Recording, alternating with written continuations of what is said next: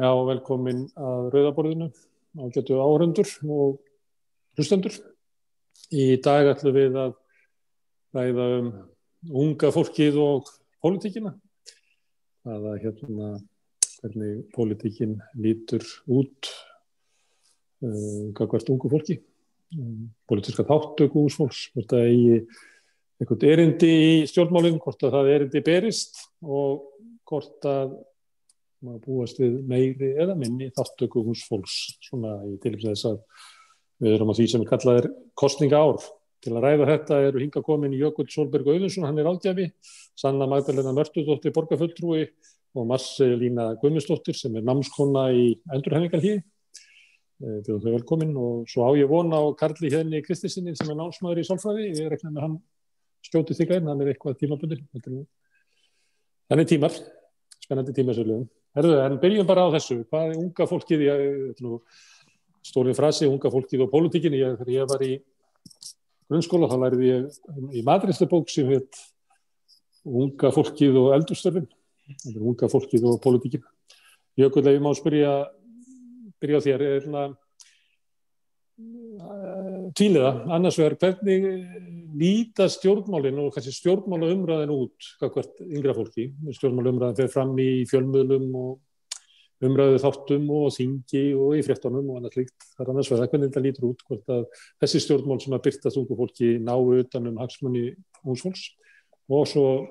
seinni liðurinn, hvað er það sem að ungt fólk myndi vilja sjá út úr stjórnmálunum sem að ekki er það til staðar í dag? Já, takk. Ef ég byrja svona Sara út frá minni sögu, minni upplifun persónulega, þá ég tel mig vera þeirri kynslu, ég fæddur 86, þeirri kynslu sem að upplifir frjálshyggjuna. Ég kem inn svona eftir kannski félagshyggju öflin og því fylgir held ég að mínum mati kannski svona áhuga leysi á stjórnmálum. Þegar ég horfði aftur tilbaka núna, það var mikið af mínum vinum, ég var í MH meira að segja, sem á að vera svona kannski pólitískasti menntaskólinn. Og þá var svona andrúmsloftið frekar þannig að það væri kúl að hafa minni áhuga sko á stjórnmálum og vígvöllunum væri frekar, markaðurinn og allir væri að fara að fá að spreita sig og svoleiðis og ég persónulega fer kannski svolítið þann veg sko og stofna fyrirtæki og voru að forrita og ýmislegt þeirra og svo er maður kannski núna orðnans eldri og þá maður reyna að átta sig á því er ég að fá áhuga á stjórnmálum af því að ég er orðinn eldri og af því ég á börn og það er meiri húfi en bara minn ferill og eitthvað svona eða er tíðarendin að breytast og það er náttúrulega mjög erfitt held ég að átta sig á því af því að maður hefur ekki alveg hliðstæður veruleika til þess að máta þessar tvær útgáfur en ég er svona farin að hallast að því að það sé eitthvað vakning, sérstaklega til vinstri og umræðan er klárlega þannig. Það er spennandi hlutir vinstra megin og það er ekki spennandi hlutir hægra megin. Ég var að gera grín að Jordan Peterson og var hann að finna hugmyndafræðina sem væri spennandi hægra megin. Var að benda á að það væri ekkert mikið í gangi þar og þá var fólk að stríða mér einhverja hægra megin segja svo Jordan Peterson er nú ekki að segja neitt pólitískt en einhver hluta vegna þá höfðar það sem hann er að segja mjög mikið til þess hóps og margt spennandi vinstra megin. Hvað var svona seinni hlutin, var ekki hvað ungt fólk myndi vilja sjá meira af? Eða? Já, hvað væri sem að þyrfti að breyta? Ég spurði líka svolítið hvernig svona stjórnmálin birtust ungu fólki, þú talar svona kynslóðirnar, en ég var svolítið að velta fyrir mér sko hvort að hvernig stjórnmálin birtust í fréttum og umræðu þáttum, hvort að það virkaði á ungt fólk eins og það væru stjórnmálin sem að ætti að vera ræðum eða hvort að unga fólki hefði kannski sér vettvang einhvers staðar í podcastum og hingað og þangað sem að fólk gæti sko máta sig. Ég held að andrúmsloftið sko hvað þetta var, það er mjög áhugavert moment af því við erum komin í svona við erum með frekar mikla íhaldssemi sko sem að ræður umræðinni og við erum búin með sko Jóngnar tímabilið og Björt framtíð og það svona kom og fór svolítið sko, það var náttúrulega ákveðið moment þar sem umræðan breyttist og ég held kannski fólk kannski tengt eitthvað aðeins meira þar, svo fór það. Þannig að núna kannski komið eitthvað svona vakuum þar sem að velta fyrir okkur, svona er eitthvað annar svona pínu skrýpa leikur að fara að koma inn til að hristu upp í þessu eða þurfum við bara að bretta upp ermar og taka þátt í stjórnmálum eins og þau eru, sko. Þau eru bara þess að þau eru, þetta vígvöllur hægri vinstri. Ég kaupi ekki þetta narratív sem kannski svolítið Pírata megin að það sé ekkert lengur eitthvað hægri vinstri, sko. Það snúist ekki það. Ég held að snúist það. Og fyrir mér og mörgum held ég þá að það sú upplifun sem að gera þetta svo spennandi, sko. Marcelína, hvernig virka stjórnmálin á þig? Ég myndi segja að mér finnst þetta persónulega mjög mikilvægt fyrir ungt fólk og ætti að höfða mikið til ungt fólks. Vegna þess að ég mjög samanlega mörgu sem þú sagðir í þessum afmælismyndböndum, þessari seríu sem voru sett inn á YouTube, held ég. Til dæmis að stjórnmálin séu svolítið þannig fyrir ungt fólk sérstaklega eru rosalega leiðileg og þetta allt svona rosalega, kemur rosalega flókið fram og þetta svolítið svona ætlað til að fólk sé svona, þetta eins og segir, held ég, svona bara tala þetta eins og þetta skiptir ekki máli og þetta svona rosalega flókin umræða og virðist rosalega leiðilegt. Og mér finnst að það þyrfti svolítið að breytast, sem aðeins byrjað að gerast, ungt fólk aðeins svolítið á netinu sem að gera grín af stjórnmála hlutum sem að gerast í mómentinu, sko. En það kannski aðeins að lagast, en ekki nógu mikið. Þannig að ungt fólk sé virkilega mikið að hafa áhuga á stjórnmálum. Ekki nógu mikið þess með, sko. Stundum er það þannig að stjórnmálaflokkarnir koma með eitthvað svona sérmál fyrir ungt fólk. Maður heyrir oft hvernig við tala það að við erum með umhverfismála því ungt fólk eru áhuga á því og svo ýmis svona slík mál. Já, samanlega því. Mér finnst bara að þetta ætti að vera svolítið aðgengilegra fyrir alla. Allir ætti að skilja þetta, allir ætti að fá svolítið að segja í þessu. Og þá held ég að, sko, eins og þú segir, sérstaklega því að ungt fólk, það sem að gerast núna ætti að hafa verið rosalega mikið til ungt fólks. Það rosalega mikilvægt, til dæmis erfitt fyrir ungt fólk að komast út, kaupa sér húsnæði og svona alls fá sér vinnu, alls svoleiðis málefni. Það ætti að hafa til ungt fólk, þannig að þetta vettvangurinn svolítið bara fyrir þá sem að svona eru rosalega inn í þessu, rosalega menntaðir, kannski frekar eldri. Já, það alveg það sem ég að segja. Og ég spyrja þig aftur þá, vegna þess að ungt fólk á jaðri í húsnæðismarkaði og á ekki efni á að kaupa og sumir ekki efni á að leigja og margar fréttir fluttar af því að ungt fólk býr ennþá í foreldra húsum vegna þess að á ekki efni á að stofna heimili. Atvinnuleysið á síðasta ári bitnaði mjög hart á ungu fólki sem var einmitt á svona jaðri vinnumarkaðarins. Þannig að þú ert eiginlega að fara óska eftir því að ungt fólk tali raunverulega sín mál og sín hagsmuni og sérstöðu sína. Mér finnst þetta einmitt eins og til dæmis Rauða borðið og svona kannski sósíalista flokkurinn, mér finnst þetta einmitt mjög góður vettvangur þar sem ungt fólk ætti í rauninni að vera að koma og tala þetta, tala hvað skiptir þau máli. Og ég til dæmis núna bý ennþá með foreldrum, það engin leið að ég geti, ég held allavega ekki ég geti keypt mér húsnæði með endurhæfingu lífeyri, mér finnst það mjög ólíklegt. Og jafnvel þó ég væri í fulllaunaðri vinnu, þá held ég geti það heldur ekki, sko. Sanna, þegar þú varst kosin, þá varstu yngsti borgarfulltrúi sem hafði verið kosin í sögunni. Slóst út með Davíðs Oddsson, mér var gaman að segja þetta. Ungt fólk, mér finnst það svona að ég að velta fyrir mig þegar að hlusta á þau. Hvort að ungt fólk sem áhuga okkur svona sérstökum málum, það sé svona einhver sérstökum deild í stjórnmálunum, eða það eiginlega krafa að ungt fólk fái að taka og hafa áhrif á bara aðaldeildina? Það náttúrulega krafa að hafa áhrif á aðaldeildina og eins og ég upplifi þetta þá svona finnst mér oft eins og að sé talað ungt fólk sem einsleitan hóp, að það sé einhvern veginn svona hvað vill ungt fólk í dag, að þannig svona yfir höfuð tali stjórnmálin og hafi dálítið tilhneigingu til þess að tala til ungs fólk. Svona svo þurfum við að heyra hvað ungu fólki finnst þetta frumvarp eða þessa tillögu og gera ekki ráð fyrir stéttastöðu fólks eins og kemur svo vel fram þegar ég að hlusta á Jökul og Marselínu, þá finnst mér þetta vera svona dálítið það sem að þau eru að leggja áherslu á einhvern veginn þessi meðvitund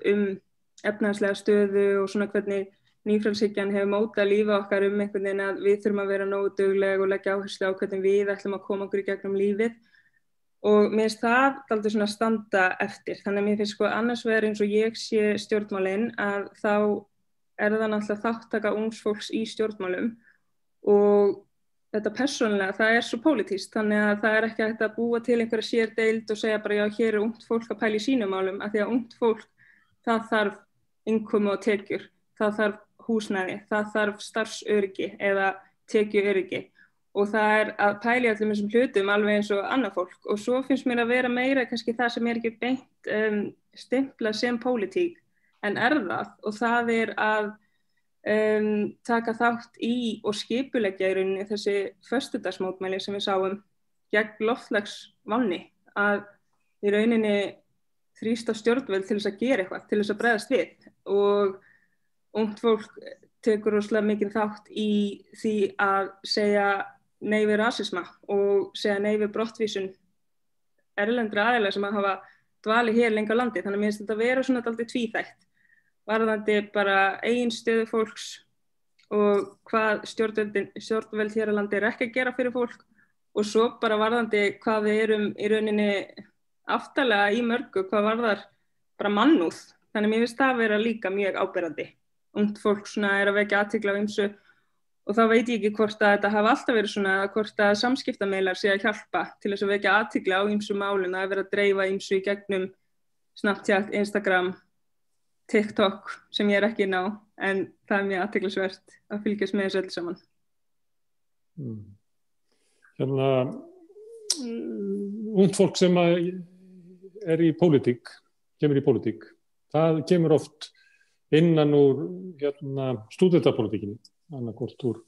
vöku eða rösku og langflesti sem í rösku hafa eiginlega svona undanfarið, alltaf bara gengið inn í samfélkinguna. Það eru einhverjir sem eru þar núna í svona þessu sem virkar eins og prófkjörhöfum sem að koma þaðan og við þekkjum það sama úr Sjálfstæðisflokknum. En alla nær þessi hópur eða stúdentapólitíkin að ná utan hagsmuni alls ungs fólks. Það hellinga ungu fólki sem ekki í námi, það hellinga fólki sem náttúrulega láglaunað fólk eða öryrkjar eða bara út af vinnumarkaði, svo hellinga fólki sem líka í háskólanum og tengi kannski ekki við svona þann farveg sem að pólitíkin hefur farið í gegnum í stúdentapólitíkinni sem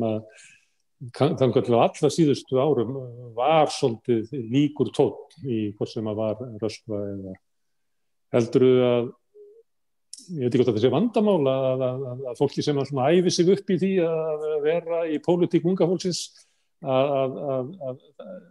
það á svona þröngu sviði. Stundum ég bara hlusta á það þegar ég kemur í, alveg svo ég að pína ykkur að vera talsmenn alls ungs fólks, að þá oft fólki sem í stúdentapólitíkinni ætla að tala fyrir hönd alls ungs fólks sem bara mjög langt frá því að geta það. Ég spyrja þig Jökull með þetta, hvort það sé svona eitthvað svona skekkja í því eða kannski vanti svona breiðari farveg til þess fyrir ungt fólk til þess að ræða sína pólitík aðstæmt að segja það einhvern veginn að stúdentapólitíkin sé svo fyrirferðað sig eitthvað af henni, ég ekki alltaf fram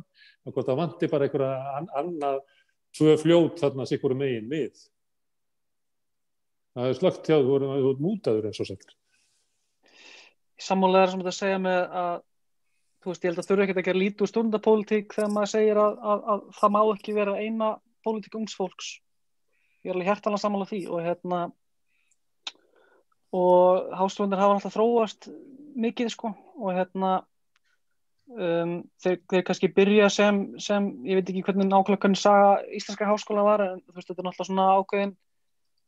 elítu svona stofnun sem að þú veist brekkar út og tekur herra hlutfall af fólki og núna mjög mikið af konum sem þú veist kynja hlutfallið orðið mjög skakt, það vantar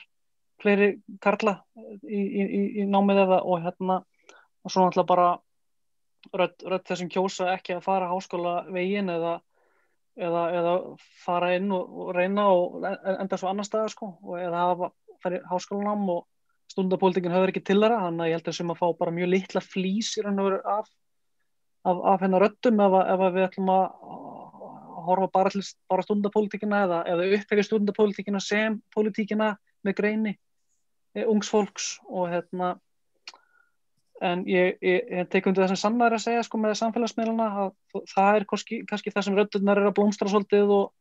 ef þessi meginströmsmiðlar pikkað ekki upp af samfélagsmiðlum þá hverfa þær en það sem maður sé meira og meira að verða náttúrulega að meginströmsmiðlarnir eru að farnir að pikka upp af samfélagsmiðlum hluti í einhverju tilfellum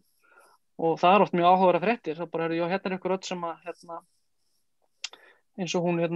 Gunnhildur Fríða með stjórnarskrána og fleira, þetta er ótrúlega öflugur áróður raun og veru þar og flott skilabóð og þarna kannski blómstra svolítið raddir ungs fólks vegna þess að þetta eru miðlundir sem það kann á og þegar þú kannt á miðlunum þá kemst röddin enn betur til skila og þú kannt á hvernig það ná til áhorfenda ákveðin hátt og hvort það er TikTok eða Twitter og það er eiginlega svolítið ótrúlegt að sjá oft sko hvað ungt fólk er búin að ná sko fáránlega sterkum tökum á sínum miðli að það er kannski svolítið verið að útskýra það bara en maður sé að followa viðkomandi og eina af þeim röddum sem kom mér á sporið með Vinstri í Íslandi er bara Karl Ólafur á Twitter hann bjóð til eitthvað svona grín account og ég veit ekki nákvæmlega hvernig það fór á því þetta er náttúrulega bara meira listform en vísindi hvernig maður nærlega fólks en þarna eru ræddirnir í dag held ég meira heldur en í stundapólitíkinu ef eitthvað er en það er svolítið erfitt vegna þess að þá er undir hverjum einum komið að finna þær meginströmsmiðlarnir eru ekki endilega kannski að ýta þeim það sem allir sjá þær geta pikkað upp Má ég halda áfram að spyrja ykkur svona flokkunin á þessu Marselína, er þetta svona vissmál sem að unga fólkið nær tökum á eða er þetta svona vissmál sem að kannski meginströmmurinn samþykir að sé áherslumál ungs fólks eins og stjórnarskráin eins og innflytjendur baráttu transfólks en svo kannski ef að unga fólki ætlar að fara að tala um húsnæðismál eða kvótan eða utanríkismál þá kannski myndu ekki fá fljóta inn í meginströmmi, getur það verið? Já, ég sammála því þessu seinna sem sagt að þetta er svolítið svona mér finnst eins og þetta megi sem sagt sko hvað ætti ég að segja það megi sem sagt sko yngra fólkið megi hafa áhuga á sem sagt pólitík svona sjálfsmynda pólitík sem sagt transréttindum réttindum kvenna og svona alls konar það er allt í lagi en svo með að kemur eitthvað svona fjárhagslegt sko það finnst mér þess að segja ekki lustana á mikið ég held að það sé svolítið vandamál Akkur heldur það getur að verið vegna þess að sko stjórnmála umræða meðal ungs fólks síðustu áratuga hefur verið svona meira identity stjórnmál heldur en svona til dæmis réttlinda barátta eins og sósíalisminn getur það verið? Já, bæði það kannski að sko jafnvel yngra fólk svolítið heila því að sósíalisminn sé slæmt og sko, ég hef oft þannig fólk sem mjög jafnréttissinna segir en fer svo beint í það að benda á Venezuela, Norður-Kórea eða eitthvað svona. Ég held að það komi samt aðalega úr eldri kynslóðinni sko á næstu kynslóð. En til dæmis það einn sem mjög náinn mér, hann í minnihlutahópi, virðist vera mjög jafnréttissinnaður og svona alls kyns. En hann alveg staðræðan í því að kjósa sjálfstæðisflokkin vegna þess að honum finnst sem sagt Vinstri grænir sem hinn möguleikin þeir vilja bara hækka skatta á eitthvað svona sko. Mér finnst það svolítið ég veit það ekki, mér finnst svona eins og það eru margir sem að hann hefur ekki áhuga stjórnmálum sérstaklega sko. Mér finnst það mætti opna svolítið augun á bæði yngra og eldra fólki fyrir að sé svolítið þriðji möguleiki heldur en bara og líka það, já, sósíalismi sé kannski einmitt svolítið góð hugmynd ég veit ekki ég finnst svolítið sko, já eins og hann til dæmis þessi manneska sér vinstrið sem Vinstri græna sem ekkert sérstaklega spennandi fyrir hann honum kannski finnst sjálfstæðisflokkurinn heldur ekkert spennandi en hann fer frekar í það út af hann hefur heyrt skattahækkanir eða eitthvað svona hjá Vinstri og ég veit það ekki, mér finnst þess að sko bæði það mætti sko fræða svolítið, bæði það mætti opna umræðina en líka svolítið reyna að fræða hvað mögulegt annað heldur en þetta. Ég veit það ekki, ég held það ekki. Þetta áhugavert, þetta hljómar svona misgengi að ungt fólk sé mjög leikið í identity-stjórnmálunum, kunni það, en svo þegar ykkur ættir að fara að tala svona sósíalisma eða samfélagslegt réttlæti eða þá hljómar hann eins og afisinn eða eitthvað. Þá var það eiginlega svona ónotað, þá hafa ekki tekist að endurnýja það tungutak sem í kringu það. Ég hef oft kynnst því, en oft líka hef ég hitt alveg ungt fólk sem eru bullandi kommunistar og anarkistar og svona, og það finnst mér líka en já, mjög oft sem að þetta eins og þú sagðir, það svolítið mikið svoleiðis líka. Hvað segir þú þetta Sanna, þetta misgengi annars erum við með svona armleið stjórnmála síðustu áratuga sem sjálfsmyndastjórnmálin sem hefur verið heimavöllur ungs fólks, allavega fólkið á elliheimilunum ræður ekki vel við, en síðan erum við með svona réttlætisbaráttu sem hefur kannski verið að rísa upp eftir hrunið 2008 og í vaxandi mæli víðum heim, að þar kannski sko svona tungutakið og aðferðirnar í baráttunni og orðaskiptingunum kannski ekki náð þessari svona endurnýjun eða reikni, getur það? Já. Erum við komið með kenningu? Aðeins svona út frá minni upplifun, hugsaðist tilbaka til háskóla árana, þá svona tengdi ég ekki mikið við stúdentahreyfinguna og ég hugsaði bara, ég hef ekki tíma í þetta og var bara ekki að tengja við að, þú veist, einu svona pæla í því að hugsa hvað væri að gera, þannig að ég tók alveg þátt í því að kjósa og allt það, en þetta var bara alls ekki eitthvað fyrir mig og eins og ég skynja þetta, þá var þetta fyrir fólk sem hafi tíma og til þess að virkilega setja sig inn í þetta og gefa sér þann tíma, taka þátt í þessu og náttúrulega stúdentahreyfingin hefur verið að vinna á koma mjög mikilvæg þáttum sem eru mikilvæg og ég ætla ekki að gera lítið úr því eins og hefur komið fram hér, en eins og við heyrum að það þurfa að hækka námslánin, en við heyrum ekki eins mikið það að það erfitt að sækja námslán og í raun ómögulegt ef þú ert á vanskilaskrá. Alveg eins þegar að vera að tala húsnæðisaðstæður þeirra sem eru í námi, að þá sjáum við kannski fjölda þeirra sem eru á leigumarkaði, fjölda þeirra sem eru í foreldrahúsum og þá hugsa maður, já, en foreldrahúsnæði, þú getur alveg eins verið að greiða heim þó þú sért í foreldrahúsum, þannig að maður myndi vilja sjá þetta meira svona greint niður út frá bara, svo ég segja hreint út, stéttastöðu fólks, það er dálítið þetta sem ég finnst eins og hafi vantað inn í alla umræðina, sko, hver bakgrunnur ungs fólks og úr hvaða aðstöðu það að koma og getur allt ungt fólk einhvern veginn farið á þennan sama byrjunarreit, því að það er svo mikil áhersla einhvern veginn bara svona, já, mennta sig, komast út úr foreldrahúsnæði, kaupa íbúð eða leigja eða hvað sem hún vill gera, en það er ekki eins mikil áhersla kannski á hver staðan til þess að byrja með. Rosa mikið talað bara já, ekki taka námslán, reyndu bara að komast í gegnum þetta á þess að taka lán, en hvað þú getur ekki tekið lán, út af því þú ert að vinna svo mikið ofan á námið þitt að þú telst vera of tekjuhár, en þú þarft samt einhvern veginn að dekka þetta bil, brúa þetta bil, þannig þá ertu komin í eitthvað annað sem tilbúið til þess að lána þér en á svo óhagstæðum vöxtum, þannig að þessi umræða hefur ekki átt sér stað eða þá allavega farið fram hjá mér eða ekki verið eins hávær, þannig að það einhvern veginn, ég kem einhvern veginn alltaf inn á þessa svona efnahagsstjætta vinkil sem að mér finnst svona dálítið hafa vantað og þá velti maður fyrir sér, það ekki bara dálítið íslenskur veruleiki, það einhvern veginn alltaf bara, við erum hávær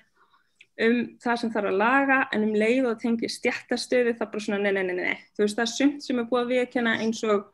námslán eru alltaf lág, það þarf að hækka þau og við erum alveg til í að viðurkenna það og tala það, en það er búið að tala það í mörg ár, en við erum ekki til í að tala það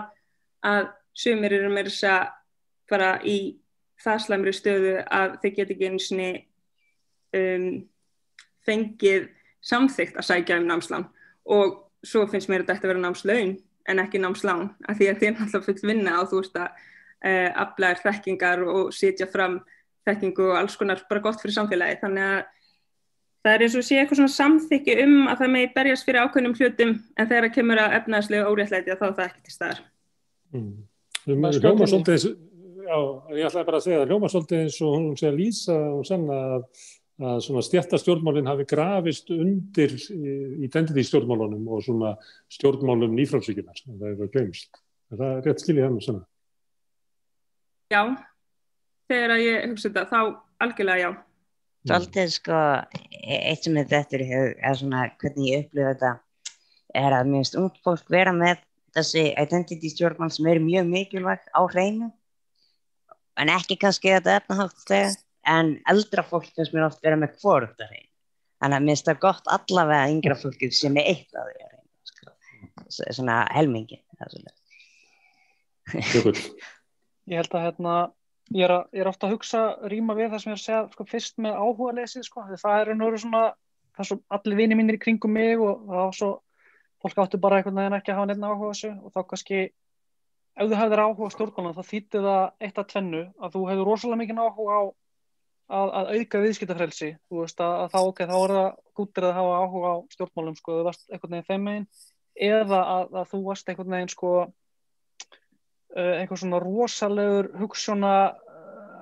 maður sem var ekki búinn að fatta að þú veist þetta er búið og farið þú stjórnmálum en hvert að berast fyrir þú veist þetta er allt komið og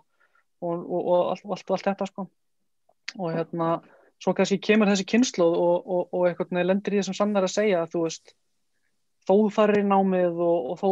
þú farir eftir þessu þú veist það eru sumir sem að upplifa að þeir hafi ekki alveg ráð á að komast inn í íbúðina og betur verða því að þú veist þeir kunni einhvern veginn ekki á þessu flokknu lán eða þú veist hvað er það getur ekki verið að þú veist það séu sumir sem eru verð staddir þú veist og ég held að ég upplifi kannski pínlítið líka að þú veist fólk bara einhvern veginn vill ekki alveg viðurkenna þetta sko kannski ekki fyrir sjálfur sér einu sinni strax sko að að það sé kannski misskipting sko þetta sé bara pínu no sko þetta rými ekki alveg við það sem við búið að vera að segja okkur og prógram sem við búið að vera að fara eftir sko. En ég hef undanfarin ár talað með mikið fólki stjórnmál og sósíalisma og ég hef áttað mig á einu að það er auðveldara fyrir mig að tala stéttaskiptingu við yngra fólk heldur en svona miðaldra og eldra fólk og ástæðan held ég að sé að yngra fólk upplifir hana, kannski ekki á eigin skinni en upplifir það svolítið þegar fólk komið svona þegar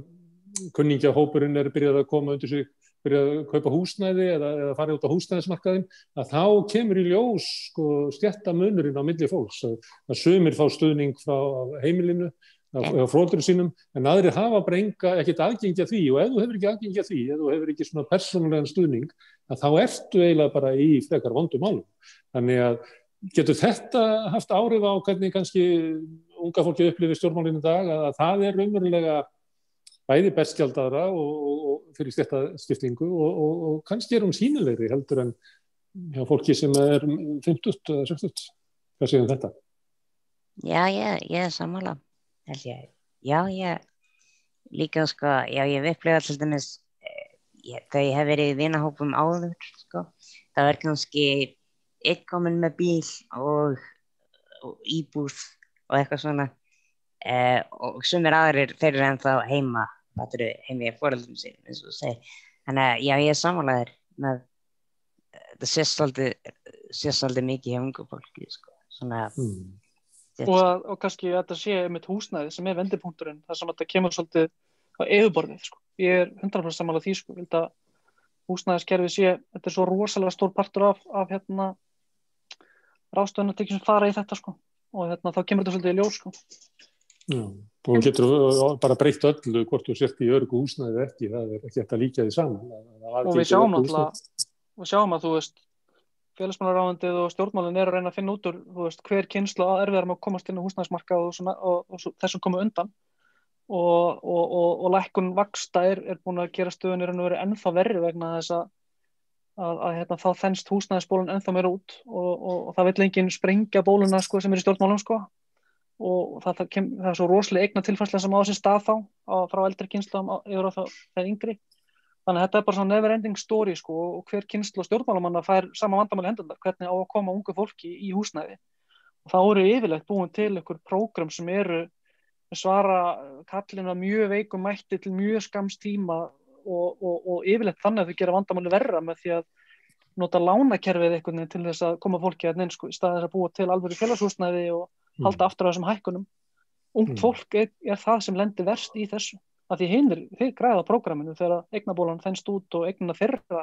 hækka og kannski þeir sem erfa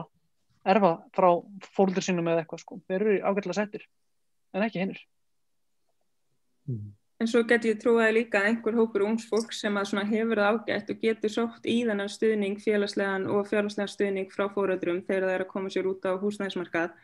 að það líka kjósi eins og foreldrarnir og kjósi, sko, þú veist, og þá ekki til vinstri í svona nafni stöðuleikans einhvern veginn, bara svona já, þú veist, þetta gera foreldrar mínir, þetta gott, þetta einhvern veginn bara svona það sem gott fyrir samfélagið og svona kannski út af vana eða hefð, eru svona ágætlega inn í þessu en hugsa einhvern veginn bara svona já, ok, þetta einhvern veginn bara svona best fyrir mig, best fyrir okkur, ég er búin að melta þetta og eru einhvern veginn kannski ekki í stjórnmálum þá út af sinni persónulegri stöðu en svona þó samt, halda einhvern veginn að með því að kjósa svona og tryggja sér þessa stöðu að þá séu þau að tryggja sér áframhaldandi svona góða efnahagslega stöðu. Þannig ég held að það sé alveg svona tveir hópar, annarkvort ertu þá örugg eða þá þú ferð út í stjórnmál af því þú ert að mitt bara upplifir það á eigin skinni, bara eitthvað, herðu, ég er bara komið að ógeða þessu, ég er búin að gera allt eftir bókinni og það er einmitt ekki að virka. Og þannig að það tengir samt sjálfsmynd, þú veist, að því ég veit að við erum að tala svona identity, pólitík og allt þetta og þetta er náttúrulega mjög stórt mál hvernig við skilgreinum þetta en þetta náttúrulega fer allt inn á líka hvernig við upplifum okkar stöðu og svona hvaða sjálfsmynd við erum að birta út á við en það er kannski efni í margra klukkustunda þátt. En þetta álag að þegar að kemur í ljós,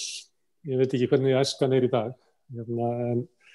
en þegar ég var ungur, ég ólst upp í sko mesta jafnaðarmanna samfélagi í heimi, samkvæmt Stefáni Ólafssyni í gamla Ísland, sem var hérna til fyrir nýfrjálshyggjuna og þá hérna þegar maður var að vinna eða umgengst með fólk af öllum stéttum, kannski er það ekki eins núna, kannski er fólk meira velur sér saman í hverfi og þar með í skóla og kannski eru þá kunningjahóparnir stiltir meira saman en að tilheyra tilteknum stéttum. En mér langar samt að spyrja ykkur, þú veist, þetta álag sem kemur þá í ljós þegar fólk er komið á 30-aldurinn og verið að koma yfir á 40-aldurinn, að þegar kemur í ljós að fólk býr umhverfið með ólíkar aðstæður, reynir það á vinahópana, tvístrast fólk eftir stéttum eða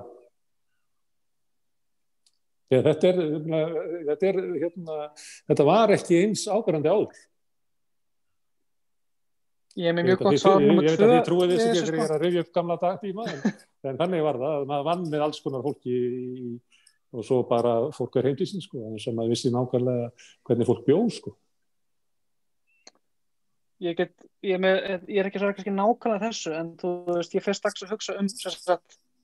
þú veist, það er búið að berast fyrir samfélagið þar sem að atvinnuþátttaka kvenna réttilega er mjög há og bæði kyn eru komin á vinnumarkaðinn og það er kannski það sem hefur breyst frá því þegar þú varst ungur Smári, ég veit það ekki, en hérna, þú veist, ég og vinir mínir við upplifum að, þú veist, það er mjög mikið álag heima fyrir og þú veist, það er erfitt að láta þetta prógram ganga upp að hérna, þó að leikskólarnir séu náttúrulega svona ákveðin félagsstoð, þá er það samt ekki nóg sko varðandi fjöldi stunda heima fyrir, þú veist, ég er mjög heppnað sem ég er ráðgjöf og get stýrt tímanum mínu sjálfur og það fyrsta sem ég gerði var að búa milli 4 daga vinnuviku og þú veist, það er bara það mörg hérna, mikil vinna, þú veist, mörg verk sem þarf að gera heima, að föstudagarnir nýtast, þú veist, mér vilja það fyrir mig og hérna, þetta er eitthvað sem ég myndi vilja óska allir hefðu og ég veit að svo sannlega það er ekki tilfellið og ég velti fyrir mér, þú veist, kannski finnst fólki erfitt að tala þetta álag vegna þess að, þú veist, eina orsökunum er náttúrulega að báðir foreldrar eru að vinna með mikið og það er eitthvað sem var barist fyrir og réttilega, en kannski er bara raun og veru bara vinnuvikan sem er ekki búin að styttast á móti og við erum að reyna að láta allt saman ganga upp, sko. Ég hef heyrt þetta náttúrulega oft í umræðunni en hérna, maður finnur þetta núna hérna, að þegar vinir mínir eru búin að eignast börn og svara með þess, núna finnum maður virkilega fyrir þessu. Má ég spyrja það sérstaklega svona foreldrakynslóðina sem að svona á síðustu öld var oft áberandi í stjórnmálaumræðinu að bæta kjör foreldrakynslóðina, það verið mikilvægt. Finnst þér það, þarfir hennar kröfur og hagsmunir séu áberandi í stjórnmálaumræðum í dag? Nei, ekki nógu mikið held ég. Mér finnst líka til dæmis fólk sem ég heng með allavega, ég teki þetta því að margir vilja ekkert rosalega mikið vera inn í þessu módeli þar sem eignast börn, vera í vinnu og svona. Flestir til dæmis sem ég þekki hafa lítinn áhuga á að eignast börn, vilja frekar kannski efla einhver áhuga mála eða eitthvað svona. Sko. Og ég held að samfélagið sé sem svolítið struktúrað af því að maður þarf að eignast börn, þarf að vera í vinnu, þarf að kaupa hús og svona eitthvað sko, til að undir fjölskyldu. Ég held það væri eitthvað sem hægt líka kannski að reyna að bæta. Það sé hægt að svona gera eitthvað annað heldur en þetta svona traditional fjölskyldumódel. Það hefur nú verið krafa ungs fólks í sko 70-80 ár að sko normin í samfélaginu séu allt of þröng. Já. Þannig það gildir enn. Já, ég tek sérstaklega því þessu. Herðu, en hérna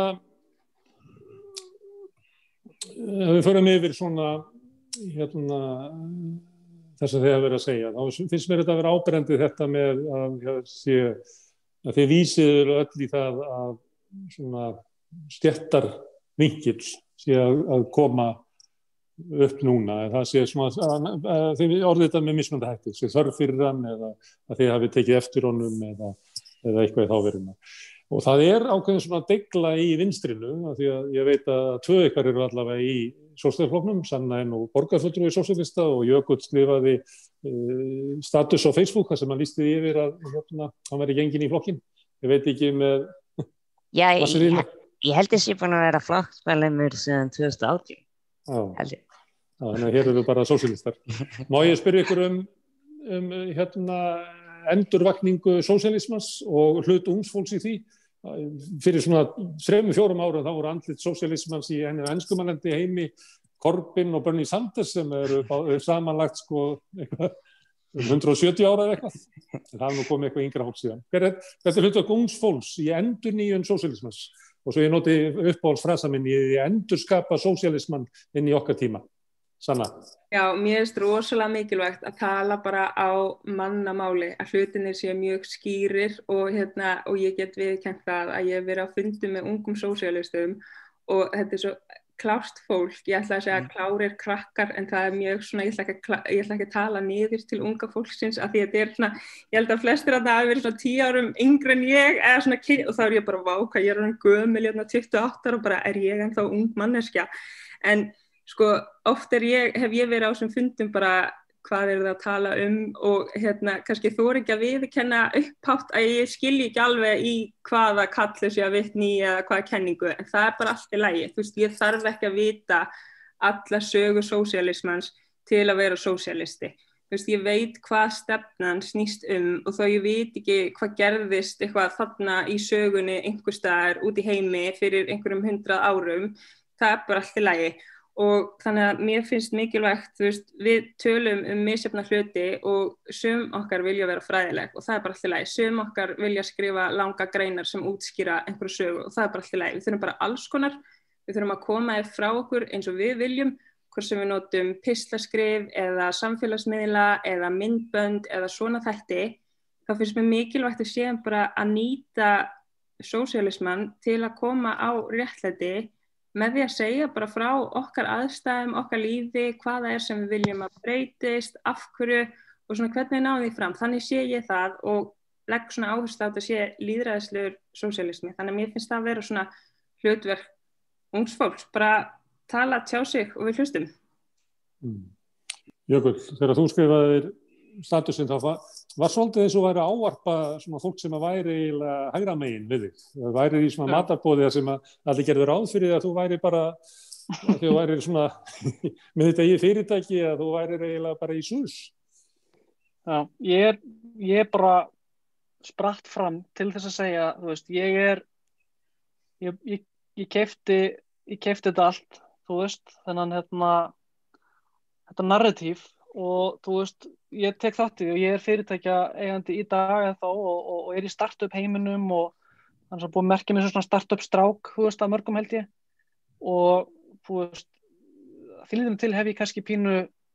svona sérstakar sín á þetta, því ég fengi að taka þátt í þeirri uppbyggingu og ég veit ekki, þú veist, meira að segja ég trú ekki á þetta markaðshyggju pitch sem er búið að vera alls ráðandi síðan að ég man eftir mér. Þetta er bara ekki svona og það þarf ekki að kaupa þetta, þú veist, við þurfum ekki að slátra öllum fyrirtækja rekstri heldur með því að fara í sósíalisma, heldur þvert á móti held ég að sósíalism búið til bara miklu öflugra starfsfólk ef ykkur fyrirtækjareikendur eða fólk sem er í startup heiminum vill reka fyrirtæki, það má alveg líka skoða félagshyggju og sósíalisma og kjósa það og vera virkið þeim stjórnmálum. Ég er bara svona að segja þetta má, þú veist, og það er engin hópur sem er einhvern veginn alveg ónæmur fyrir því hversu mikla inneign við eigum, þú veist, með því að færa okkur nær sósíalisma. Og ég hef líka pælt í, þú veist, ég held að sé engin, kannski rýmar þetta þess sem Sanna er að segja, þú veist, ég held að engin ein leið til þess að vinna okkur í áttina að þessu. Ég held að ég er til í alls konar mismunandi leiðir og ég kem úr fyrirtækjarekstri og ég get kannski barast fyrir því og vonandi opna augu fólks fyrir því að betra starfsfólk býr til betra fyrirtæki og ef það er eitthvað pitch fyrir eitthvað hóp, þá held ég að þessi ykkur smá sigur unnið þar og aðri geta tekið upp kyndilinn og barist fyrir þessum álstaða á öðrum vígvöllum, sko. Ertu þá að vísa í sósíalisma og áhrif hans á samfélagið einhvers staðar í framtíðinni sem er kannski, við getum ekki alveg komið við, snert, frekar heldur en að vísa á eitthvað í fortíðinni eða í kenningunum í sögunni og að segja að við viljum fá þetta? Já, við þurfum að ferðast, sko. Það er náttúrulega þetta ferðalag til vinstri sem að ég held að mjög margir átti sig á núna er raun og veru betra heldur en einhvers konar ferðalag lengra til hægri